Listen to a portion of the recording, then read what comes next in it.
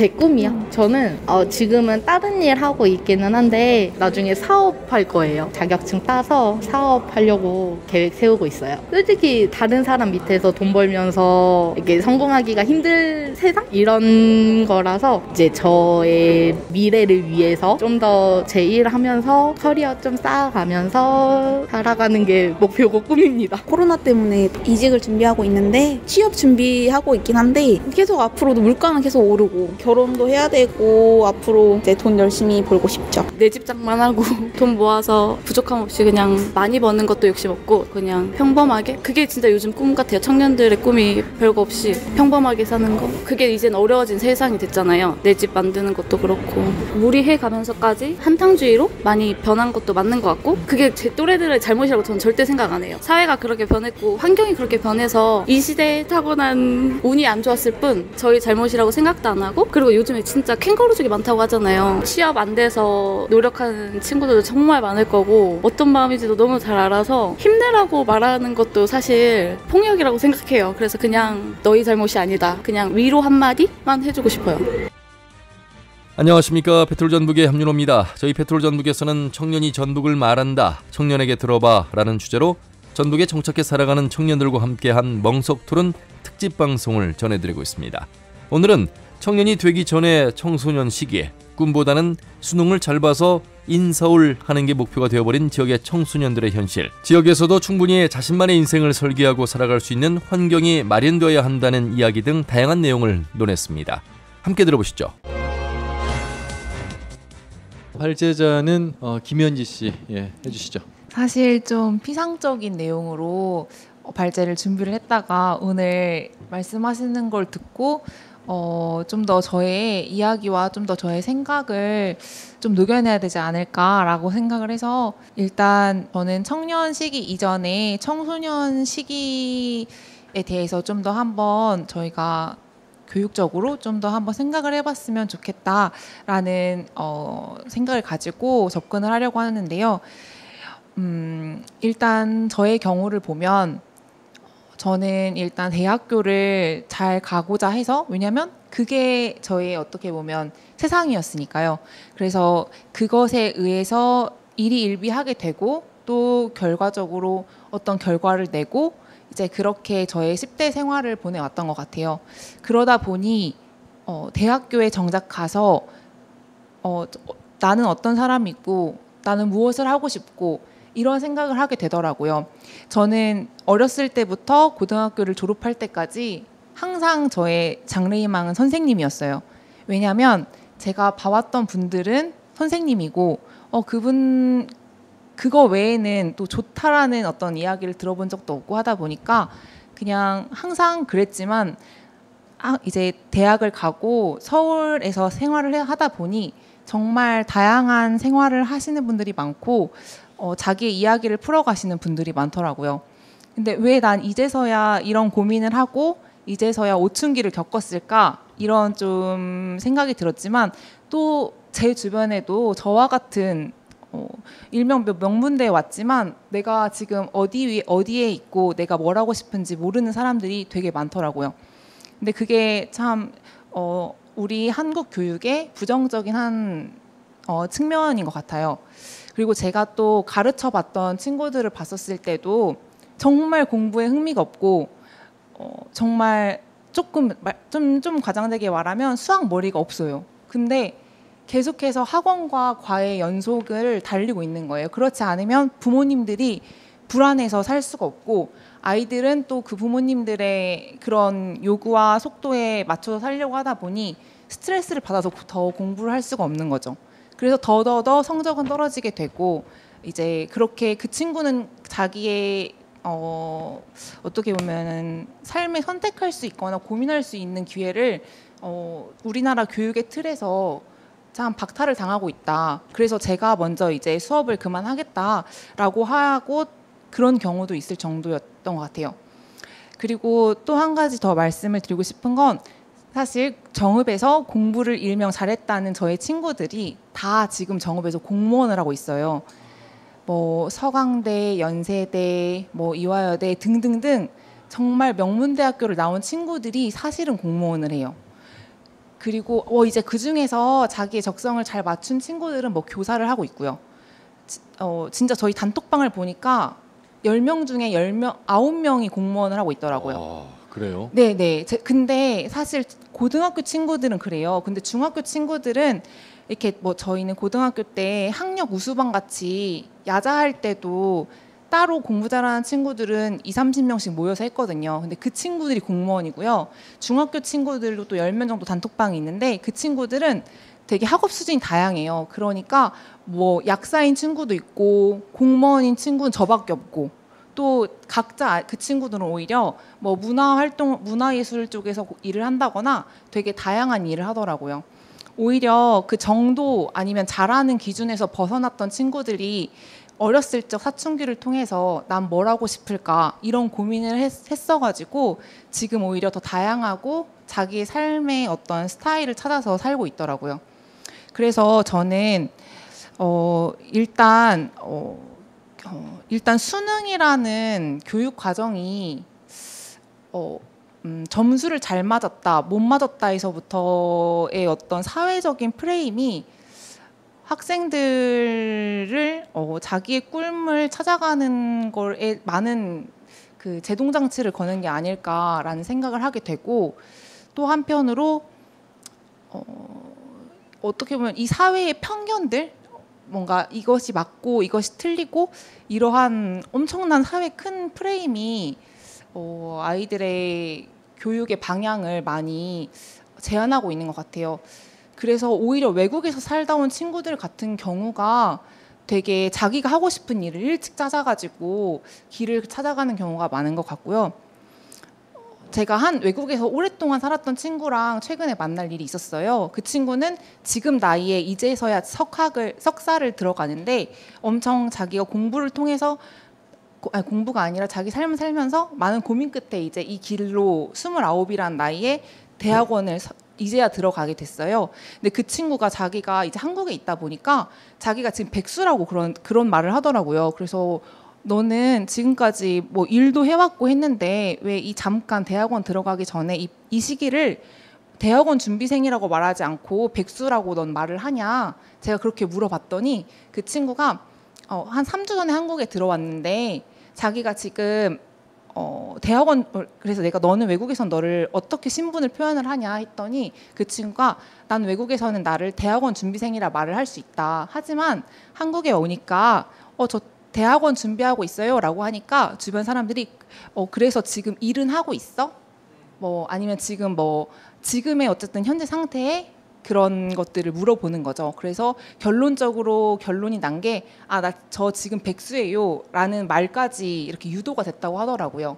그래서 이런 걸 보면서 되게 수능으로 인해서 뭔가 맞고 틀리고가 규정이 되는 게 되게 저희의 일상생활 속에 생각에도 많은 규정을 짓고 있는 것 같다라는 생각이 들면서 청소년기에 있어서의 좀 현재 교육에 어려움이 있는 것 같습니다. 어쨌든 말씀을 들어보면 정읍에는 인재들이 고향에 많이 돌아와서 공무원을 하고 있다는 맞습니다. 생각이 들고 진짜 많아요. 그래도 다행스러운 일입니다. 사실 뭐 저희도 이제 직업을 가지는 기성세대가 됐지만 글쎄 그냥 좋은 대학 가는 게 일단 뭐 선생님들께서 부모님께서 말씀하신 대안이었고 그거 이외에는 다음엔 가보면 알아.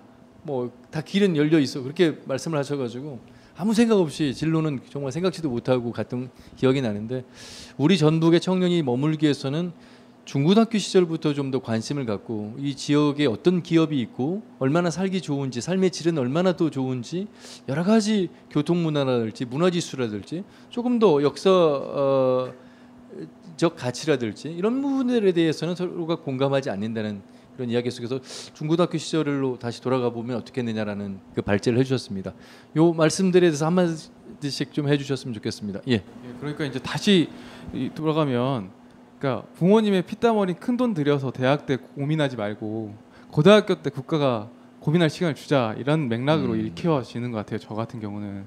그러니까 제가 아까 멘토링했었고. 방과학교에서 가르쳤던 친구들이 그러니까 고민해야 될 시간에 학교의 커리큘럼을 따라가고 사교육을 따라가다 보니까 자기만의 색깔을 가진 삶을 디자인하지 못했기 때문에 그걸 결국에는 대학 때까지 가서 그 큰 돈을 들여가면서 이렇게 하게 됐다라는 게 좀 비극인 것 같아요. 사실은 또 한편으로는 우리 연지 씨 얘기를 들었을 때 좀 슬펐던 게 이렇게 공부 잘하시는 분들이 그렇다고 슬프다고까지 말씀을 하시네요. 아니 근데 죄송합니다. 근데 그러나 이제 다시 돌아오신 건 너무 기뻐요. 사실은 우리 지역에 계신다는 건 너무 기쁜 일이지만 한편으로는 그 디자이너 하시는 어떤 인생 아래서 이런 것들을 펼쳐내셨을 때 오는 그런 에너지 같은 것들은 또 달라질 수 있다는 것을 이미 연지 씨께서도 지금 느끼고 있으시기 때문에 오늘 이 자리에서 말씀해 주신 것 같아요. 그 용기가 참 너무 멋지지만 한편으로 왜 먼저 그렇게 가지 못했는가는 너무 안타깝다는 거죠. 자, 고등학교 과정 속에서 조금 더 다양한 진로와 진학 또 적성 이런 부분들에 대한 이야기가 있었더라면 하는 이제 말씀을 좀 해주셨는데 혹시 뭐 각자 경험 속에서 간단하게 한 말씀씩 해주시죠. 저는 이제 실업계 고등학교를 나왔었거든요. 근데 실업계 고등학교를 나왔는데 좋은 게 뭐냐면은 진학반이랑 취업반이 있어가지고 본인이 결정을 할 수가 있어요. 그리고 뭐 취업 박람회처럼 진로 박람회해서 다양한 또 다 어디 이제 대학교에서 다양한 과들이 와가지고 이렇게 홍보도 많이 하고 하거든요. 근데 인문계 친구들은 선택권이 없는 거예요. 물론 뭐 야자하고 수능 봐가지고 대학교 가는 게 본인의 선택권인 거, 그 선택권 없이 그렇게 진행이 되는 거잖아요.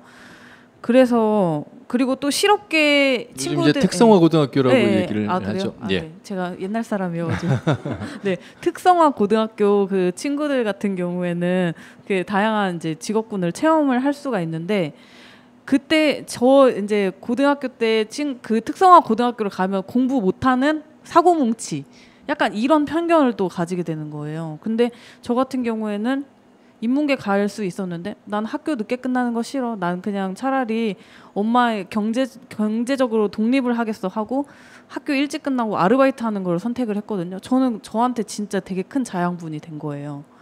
그래서 그런 것들을 좀 저는 알려주고 싶은데 이런 경로가 많이 없잖아요. 그래서 고등학교 친구들한테 뭐 야자 이런 거 말고 이런 특강을 좀 진행을 하는 게 되게 알려주고 좋을 것 같다. 싶기도 네. 하고 한편으로는 특성화고를 바라보는 편견도 좀 더 사라져야 된다 이런 말씀을. 왜냐하면 하신 것 저는 같습니다. 특성화 고등학교 나왔어도 뭐 남들이 다 알고 있는 사람들과 일도 했었고 뭐 국무총리님과 막 같이 밥도 먹었었고 약간 이렇게 하다 보니까 저는 진짜 당당하게 이야기할 수 있어요. 예. 그러니까 그런 스펙들을 많이 모았었던 것 같아요. 예. 네, 이제 저도 한 말씀 보태면 학교 시스템 이런 걸 다 떠나서 가장 조금 그렇게 될 수 있는 건 부모님들인 것 같아요. 제가 볼 때 그게 정말 뼈 아픈 거지만 저는 부모님들의 욕심이 우리가 생각했던 것과는 너무너무 다른 거예요. 그래서 이 아이에게 굳이 이렇게까지 하면서 하셔야 되나? 근데 이 아이가 그거를 받아들이면 상관이 없지만 과부하 걸린 친구들이 정말 많거든요. 그래서 그런 걸 하기 위해서는 진짜 정의원 대표님 말처럼 고등학생들을 데려다 놓고 강의를 할 게 아니라 그 부모님들을 같이 데려다 놓고 얘기를 해야 해결점이 나올 것 같아요. 부모님들은 뭔가를 자식을 위해서 한다지만 진짜 얘한테 앉혀놓고 너가 하고 싶은 게 뭔지 이런 것들을 할 필요가 없고 가끔씩 보면 그런다고 하더라고요. 너의 고민 내가 대신 할 테니까 너는 공부만 해. 네 고민 나중에 해. 그러니까 이렇게 되다 보니까 아이들이 선택할 수 없는 게 없어서 진짜 그 요즘 저도 학교로 그 진로 특강 이런 게 많이 나가는데 정말 그거는 아이들을 놓고 하기보다는 부모님이랑 같이 들어야 이게 더 효과가 있을 것 같아요. 그러면 10명의 부모 중에 10명이 다 바뀌지는 않으실 거예요.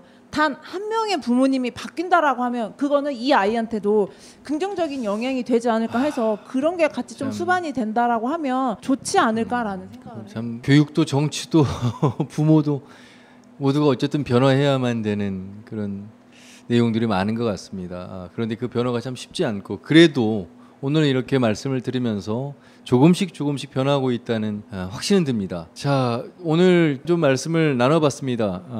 오늘 꼭 여러분들과 말씀을 나누면서 어떤 청년의 대안이 정답 A, B, C처럼 나올 거라고 기대는 하지 않았습니다. 하지만 그래도 아주 20대 초반의 청년은 아닙니다만 그 청년을 겪어왔고 전북에서 함께 살고 있고 떠났다가 다시 돌아온 청년으로서 아직은 뭔가 변화를 꾀하고 있고 그 변화가 두렵지 않고 가고 있는 길에 대해서 아직은 소신을 잃지 않고 가고 있다는 측면에서는 청년이라는 공통점이 있어서 모셨고 역시 각자의 경험 속에서 말씀들을 많이 해주셨습니다. 이제 마무리 발언은 좀 이 방송을 듣는 어른들, 이게 여기서 어른들이라는 단순히 숫자의 물리적 나이가 아니라 뭔가 전라북도를 움직이고 있는 정치, 대학, 뭐 여러 가지 행정 이런 분들에게 여러분들의 목소리를 한번 좀 전달을 하면 어떨까 싶습니다. 예, 처음 발제를 하셨던 김은총 씨가 다시 시작도 하시죠. 네, 오늘 어찌 보면은 청년으로서 기성세대인 우리 저 부모님 세대 이야기들도 많이 저는 할 수밖에 없었던 것 같습니다. 근데 너무 이해가 됩니다. 왜냐하면 그렇게 될 수밖에 없었던 성장 환경이 있으셨고 그 당시에는 그렇게 생각하는 게 당연한 시대였기 때문에 우리 부모님들 세대가 너무 사실 이해가 됩니다. 또 그리고 그분들이 또 변화하려고 하는 시도를 하신다는 것은 또 너무 존경스러운 지점이라는 생각이 들어요. 어떤 부모가 이렇게 어려운 시기에 공무원 준비하지 마라, 스카이 가지 마라 하겠습니까? 저 같아도 제가 부모면 할 것 같습니다. 그렇지만 그럼에도 불구하고 자녀들이 그런 남다른 꿈을 꾼다고 했을 때 더 지지하는 부모님들이 아직 계시다는 것에 좀 존경의 말씀을 올려드리고 싶고요. 또 이런 험한 세상 속에서도 결국 제도권의 안에 있는 분들이 또 그 안에 들어간 청년들이 또 사회를 바꿔나가는 흐름을 또 만들어낼 거라고 생각을 하고요. 안에서 바꾸는 역할을 아마 연지 씨 같은 분들이 하실 것 같고 우리 변호사님 같은 분들이 하실 것 같고 센터장님 같은 분들이 하실 것 같은데 그 바깥에서는 저희 같은 사람들이 또 오늘 말씀하셨던 기자를 지향하시는 청년들이 또 우리만의 채널을 가지고 우리만의 미디어를 가지고 또 사회를 바꾸는 바깥에서 또 혁명을 함께 이루어가면 사회를 바꾸어낼 수 있지 않을까. 저는 그래도 오늘 이 토론을 통해서 희망을 좀 봤다고 저는 감히 생각합니다. 감사합니다. 고맙습니다. 그 어떤 노래보다도 오늘은 가수보다 정말 대한민국 전라북도를 대표하는 청년의 진솔한 이야기를 들려주셔서 감사하다는 말씀드리겠습니다. 옆에 우리 김현지 씨. 예. 네, 저도 오늘 이렇게 전북에서 청년으로서 또 이렇게 함께 할 수 있어서 정말 너무 감사한 시간이었고요. 특히 이렇게 선배님들의 말씀을 듣다 보니까 저도 참 저 스스로에게 겸손해질 수 있는 시간이었던 것 같아요. 그리고 저도 어떤 이유로든지 간에 다시 전북으로 돌아온 청년인데 또 우리 또 전북에서 또 다른 청년들이 돌아올 수 있는 방법은 무엇인지 고민해보고 또 제가 교육에서도 말했던 거에 연장선으로 좀 다양함을 존중할 수 있는 사람이 되자, 흑백 논리에 치우치지 않고 다양성을 존중할 수 있는 사람이 되자라는 생각을 할 수 있었던 것 같습니다. 감사합니다. 네, 최영호 변호사님. 네, 지금 청년 하는 게 사실은 저도 잘 모르겠지만 직접 제가 이제 잘 당사자는 아니라 청년의 문제가 많은 것 같아요. 지금 사실은 뭐 취업도 안 돼, 뭐 집값은 올라, 뭐 비정규직이야 이런 문제가 반복되다 보니까 우리나라 사실 2020년 출산율이 0.84명이거든요. 그러니까 그 출산율이 낮다는 선진국의 출산율이 한 1.56명 돼요. 그럼 그거에 반절인 건데 세계사에 유례가 없는 출산율일 거예요. 그러면 그 미래는 어떻게 되냐면 일하는 사람 한 명당 일하지 않는 사람이 한 명이 될 거예요. 그 한 명이 한 명을 부양하는 사회가 될 건데 저 생각에는 지금 청년, 그러니까 저를 비롯해서 저부터 한 20년까지는 아주 행복한 세대였다고 기억을 할 거예요. 저만 해도 뭐 중진국에서 선진국이 됐고 차가 없었는데 다들 지금 다 차를 끌고 다니는 세대가 됐고 먹는 것도 풍족한 사회가 됐고 우리는 정말로 개발도상국에서 선진국이 된 성장하는 나라에서 살았고 오늘보다 내일이 나을 거라고 생각하고 살았는데 제 생각엔 제 아들 7살짜리 아들은 그렇게 기억을 안 할 거예요. 저는 한국을 어떻게 기억하냐면 성장하고 변화하고 다이내믹한 나라라고 기억하는데 제 아들은 아마 늙고 병든 나라라고 좀 기억을 할 것 같아요. 오늘보다 나은 내일이 아니라 어제보다 안 좋은 오늘인 나라가 될 거라는 거죠. 인구 구조상 이건 너무나 명확한 일이거든요. 근데 저는 좀 이걸 좀 바꿔야 되지 않을까. 사실은 이 인구 구조라는 게 쉽게 바꾸긴 어려울지라도 지금 바꾸지 않으면 영원히 못 바꾸고 제 아이들은 정말 그런 사회에서 살게 될 거거든요. 누구에게나 희망, 오늘보다 나은 내일이 있다는 희망을 좀 주는 사회가 좀 됐으면 좋겠습니다. 네, 고맙습니다. 네, 다음 마무리 말씀은 최정현 대표. 네, 오늘 이렇게 진행을 하면서 다양한 청년들의 이야기를 듣고 솔직히 우리 거의 비슷한 고민들을 많이 하는 거예요. 다르지만 비슷한 고민을 많이 하는 것 같아요. 그런데 이제 드는 생각은 이게 다른 거지 틀린 건 아니잖아요. 그래서 그걸 좀 인정하고 저희가 함께 있기 때문에 그리고 같이 있기 때문에 더 가치 있는 청년이 되지 않을까라는 생각을 하면서 앞으로도 조금 더 그러니까 오늘 조금 많이 배워가는 느낌이거든요. 그래서 앞으로도 좀 더 성장할 수 있도록 모든 청년들의 이야기에 귀를 기울이고 이거를 좀 변화할 수 있도록 저부터 좀 힘을 써봐야 되겠다라는 생각이 들었습니다. 네. 그리고 청년 모임의 지금 대표를 맡으셨잖아요. 네. 좀 이렇게 다양한 청년들을 좀 더 전북에서 소통할 수 있는 그런 자리, 오프라인, 온라인 할 것 없이 좀 활발하게 이루어졌으면 좋겠고 그런 활발한 움직임을 저희 언론에서도 좀 함께 갈 수 있었으면 좋겠어요. 따로 네. 가기에는 힘이 붙이고 저희도 이렇게 발굴하기도 힘이 붙이거든요. 네. 그래서 좀 이런 자리를 계기로 해서 좀 더 활발하게 우리 최정현 대표의 그 에너지를 좀 봤으면 좋겠습니다. 네, 사실 제가 되게 재미있거든요. 근데 뭔가 주제가 너무 무겁다 보니까 원래 성격대로 말을 못 하겠더라고요. 그래서 저는 재밌게 놀자, 약간 같이 놀 수 있는 그런 자리를 좀 만들자라는 생각으로 이 단체장을 맡았고 저희 이제 사무국장님이랑 이야기했었던 게 진짜 우리 한번 놀면서 재밌게 놀아봅시다 이런 이야기를 되게 많이 하거든요. 그러니까 할머니들이랑 놀고 뭐 청년들이랑 함께 놀고 되게 다양한 직업군을 가지고 있는 14개 시군의 청년들이 모여서 만든 단체니까 많은 관심 가져주시고 가입 이런 것도 저한테 문의 주셔도 돼요. 그러다 보니까 그래서 더 재미있는 일들을 조금 많이 만들었으면 좋겠어요. 네, 네 고맙습니다. 다음은 백종록 센터장님. 네, 청년들 분들을 뭐 과히 대변할 수는 없지만 혹여 마지막으로 부탁드리고 싶은 말씀은 생각나는 거는 그 옛날 그 근자열 원자래라는 말이 있거든요. 가까이 있는 일을 기쁘게 하면 멀리 있는 사람이 찾아온다라는 뜻이고요. 섭공에서 그 신민들이 자꾸 떠나니까 공자가 했던 말이거든요. 전라북도 상황은 비슷한 것 같아요. 물론 떠나는 청년들도 있고 남아있는 청년들도 있지만 우리 가까이 있는 청년들을 더 귀하게 여겨주고 이들의 이야기를 더 귀하게 생각하고 이들이 하고 있는 일을 더 귀하게 달아준다면 저는 이 남아있는 청년들을 보고 떠났던 청년들도 돌아오고 더 멋있는 사회가 되지 않을까. 그래서 이 말을 듣는 정치인분들이 힘 있는 분들이 우리 가까이 있는 청년들을 더 가까이 상징성으로만 쓰지 마시고 홍보용어로만 쓰지 마시고 그들의 삶에 조금 더 가까이 오셔서 그들의 아픔도 같이 공유해 주시고 그들의 이야기를 정말 정책으로 또 꿈으로 실현시켜주는 전라북도가 되면 좋겠습니다. 네 고맙습니다. 잘 들었습니다. 다음은 우리 유지 대표님. 요즘 들어서 많이 지친 건 사실인 것 같아요. 일적으로도 그렇고 뭐 심적으로도 그렇고 지금 당장 바뀌지는 않을 것 같아요. 바뀔 수도 없을 거고 지금까지 그렇게 살아왔기 때문에 쉽게 바뀌지 않겠지만 희망을 가져보고요. 진짜 여기 계신 분들을 만나게 된 것도 참 값진 일인 것 같고 방송을 통해서 이야기를 접하시는 분들에게 혹은 상처가 될 수도 있고 도움이 될 수도 있는데 그냥 예쁘게 좀 봐주셨으면 좋겠고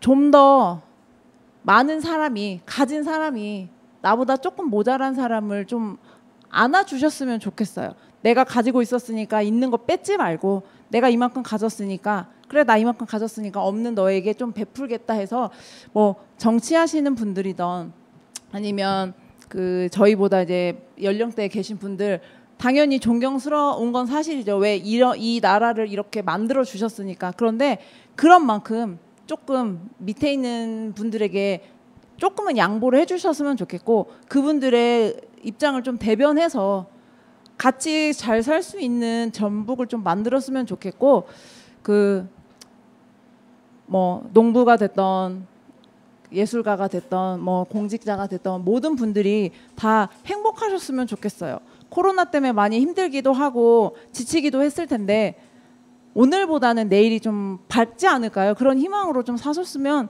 좋겠습니다. 다들 건강하셨으면 좋겠고 이 코로나가 빨리 종식돼서 제자리를 좀 찾아가서 우리 마스크 벗고 우리 아이들도 좀 마스크 벗고 활짝 웃는 날이 좀 왔으면 좋겠습니다. 감사합니다. 뭐 제작자로서 진행자로서 공영방송에서 일을 하는 사람으로서 이런 자리를 좀 더 많이 만들어야 되겠다는 생각을 했고요. 또 많이 배우게 됐고 정말 여러분들이 어떤 생각을 갖고 계신지 알게 되면서 제작의 방향도 좀 더 다양해질 것 같습니다. 다만 저도 뭐 여러분들보다 조금 선배된 사람으로서 한 말씀만 드리자면 저 역시도 청년이고 저 역시도 꿈을 꾸고 있고 변화를 꾀하고 있습니다. 그리고 떨리기도 하고요. 지금은 이제 내비게이션이라는 게 있어서 정확하게 또박또박 발음으로 방향을 알려주고 몇 미터 앞에 뭐가 있다고 알려주는 그런 정보 기계가 있습니다만 그 기계가 있기 전에는 이제 우리가 나침판이라는 걸 통해서 방향을 알게 됐는데 그 나침판을 보면요. 제대로 방향을 가리키고 있을 때 그 지침은 파르르 떨고 있습니다. 그런데 떨고 있을 때 그 나침판은 정상이거든요. 가만히 있으면 안정적으로 보이지만 그건 고장난 거죠. 지금 청년의 나침판은 가장 많이 떨고 있는 시기인 것 같아요. 그런데 우리 어른들이 기성세대가 특히 정치권, 행정, 뭐 대학 할 것 없이 이 떨고 있는 청년들이 아주 잘 가고 있다라고 인정해줘야 되고 격려해줘야 됩니다. 그리고 끌어줘야 되고요. 특히 지역에 살고 있는 청년들은 더 그래야 된다고 생각합니다. 멍석토론 특집으로 마련한 청년이 전북을 말한다. 많은 도민들께서 격려도 해주시고 좋은 또 의견도 내주시면 저희 방송도 저희 페트롤전북도 힘을 더 낼 수 있을 것 같습니다. 우리 모두 서로에게 오늘 잘했다고 박수 한번 치시면서 마무리하도록 하겠습니다. 네, 페트롤전북 멍석토론 청년이 전북을 말한다 여기서 마무리하겠습니다. 함께해 주신 여러분 고맙습니다.